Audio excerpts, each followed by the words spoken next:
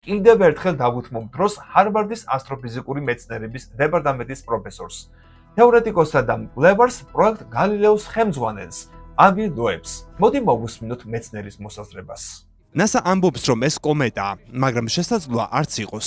შესაძლოა ეს იყოს უცხოპლანეტური ტექნოლოგია, რომელიც კომეტად არის შენიღბული. თუ ეს უცხოპლანეტური ტექნოლოგია აღმოჩნდა, პოტენციური საფრთხე არსებობს. თუნდაც შანსი მცირე იყოს.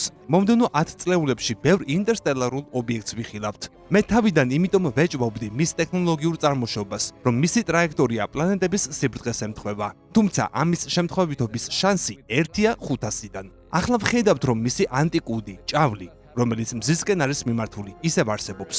ჰაბლის ტელესკოპის ახალი სურათიც აჩვენებს ჭავლს მზისკენ და არა მისგან მოშორებით, რაც კომეტებისთვის ანომალიაა.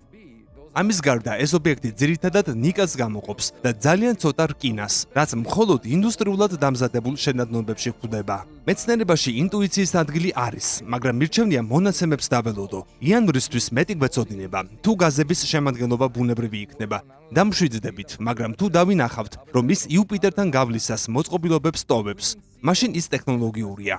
აქვე მინდა ვისარგებლო და აღვნიშნო, რომ ბოლო დროს ინტერნეტში გამოჩნდა ყალბი ვიდეოები, სადაც ხელოვნური ინტელექტი ჩემი სახელით საუბრობდა. YouTube-მა ეს არხი მალევე წაშალა. ეს მომავლის დიდი გამოწვევაა. როგორ გავარჩიოთ ნამდვილი კონტენტი ყალბისგან? ეს იქნება პირველი შემთხვევა ისტორიაში, როცა ასე დეტალურად შევისწავლით სხვა ვარსკვლავის მიერ გამოგზავნილ მასალას.